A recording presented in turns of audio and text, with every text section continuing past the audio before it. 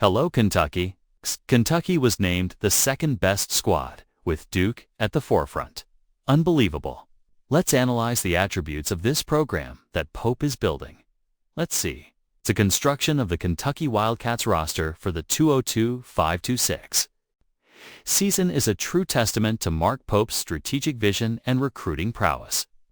With impressive numbers and a balanced composition, the Wildcats coach demonstrated that he is on the right track to put Kentucky back at the top of college basketball. It's no exaggeration to say that Pope nailed the assembly of this team, likely building one of the best squads in the country, perhaps even surpassing the recent legacies left by John Calipari. One of Pope's greatest achievements was his ability to meet the four fundamental pillars of building a competitive college basketball team: attracting players from the transfer portal, recruiting elite high school talent, retaining key players from the previous season, and seeking international talent. Each of these aspects was masterfully addressed, resulting in a well-rounded and versatile group.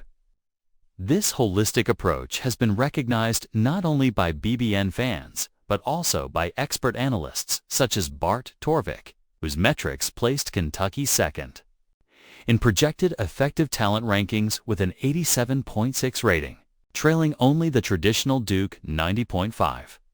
While Duke always emerges as the favorite in projections due to its ability to attract players with virtually guaranteed NBA potential.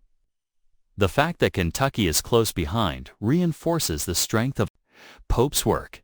The Wildcats roster not only features high-profile names like Jaden Quain-Mintz, projected to be a top pick in the 2026 NBA draft, but also a number of other players with a real chance of landing in the first round. JasperJohnson.com, Williams Otega Away, Jayland Lowe, and Malachi Moreno are examples of athletes who could shine under Pope's tutelage and solidify their positions as future NBA professionals. This depth of talent gives Kentucky a significant advantage over many of its rivals. John Calipari's departure for Arkansas raised questions about Kentucky's ability to attract elite stars, but Pope quickly dispelled those doubts. While Arkansas, now led by Calipari, boasts a projected effective talent rating of 79.9, the Wildcats are well ahead, proving that Pope has accomplished something few expected: assembling a roster more talented than any Calipari has assembled in recent years. Furthermore, the diversity of Pope's roster is a notable differentiator. Players coming from the transfer portal bring experience and maturity, while high school recruits inject energy and freshness into the team. The arrival of Andrei Zhijelovic, for example, perfectly illustrates the pursuit of global talent, a strategy that expands the program's reach and competitiveness. The combination of these elements creates a rare synergy, capable of sustaining the team throughout a long and demanding season. Another crucial point is intelligent roster management. With so many high-level players, Pope will have the flexibility to rest players during key moments of the season, ensuring the team arrives rested and prepared for the March tournaments. This is especially important in a schedule as grueling as college basketball, where injuries and fatigue can compromise even the most talented teams. For Kentucky fans, excitement grows every day. The optimistic projections, combined with Pope's clear dedication to building a competitive team, fuel the expectation that this could be the season the Wildcats return to national glory. After years of Calipari's dominance, many questioned whether the program could maintain its elite status. However, with Pope at the helm, it's clear that Kentucky not only remains a powerhouse, but is also ready to evolve. Mark Pope's work at Kentucky transcends numbers and metrics. He represents a new era for the program, marked by innovation, strategy, and a keen eye for the future. And with Pope overcoming California, I believe they can overtake Duke. Let's move on. Recent statements from athletic director Mitch Barnhart reinforce that this reign is not limited to the men's team, coached by Mark Pope, but extends with full force to the women's basketball program.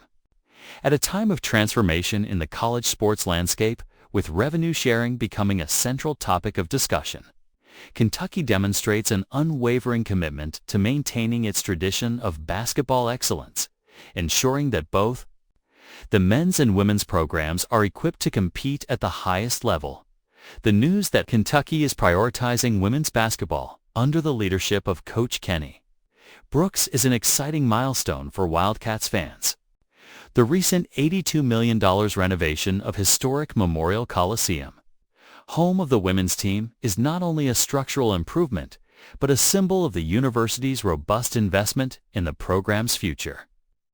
This project, coupled with Brooks' contract, which places him among the 10 highest-paid players in the sport, signals a clear ambition to transform Kentucky women's basketball into a national powerhouse. Barnhart, in an interview with KSR's radio show, was adamant that the program will have all the money and resources necessary to compete and pursue championships, a promise that resonates like music to fans' ears. Barnhart's approach is pragmatic, yet deeply strategic.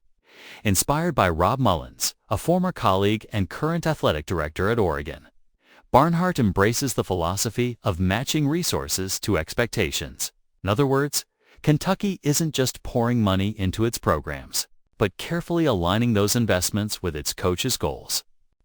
In the case of women's basketball, this means giving Kenny Brooks the freedom and support necessary to recruit elite talent and build a roster capable of competing with the best in the country.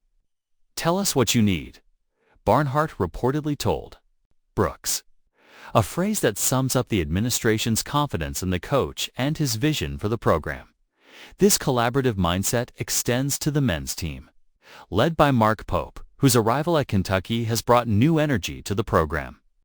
While Barnhart's interview highlighted women's basketball, the mention of open dialogue with the two Marks, Pope and Brooks Sox, and Brooks suggests that the athletic department is working closely with both coaches to ensure resources are aligned with their ambitions. Pope, known for his innovative, attack-minded approach to basketball, has a robust structure at his disposal to keep Kentucky at the forefront of the men's competition, while Brooks receives the same level of support to elevate the women's program to new heights.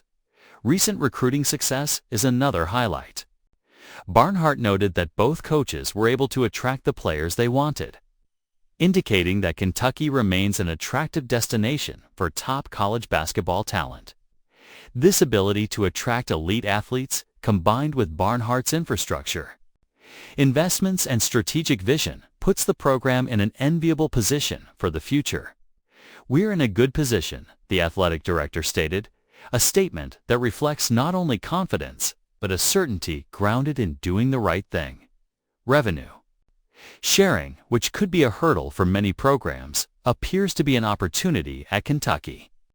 While Barnhart chose not to disclose exact figures on how the $18 million will be distributed after scholarships, his emphasis on prioritizing the needs of coaches suggests that basketball, both men's and women's, will continue to be treated as a priority. This approach ensures that Kentucky not only maintains its competitiveness, but also maintains its reputation.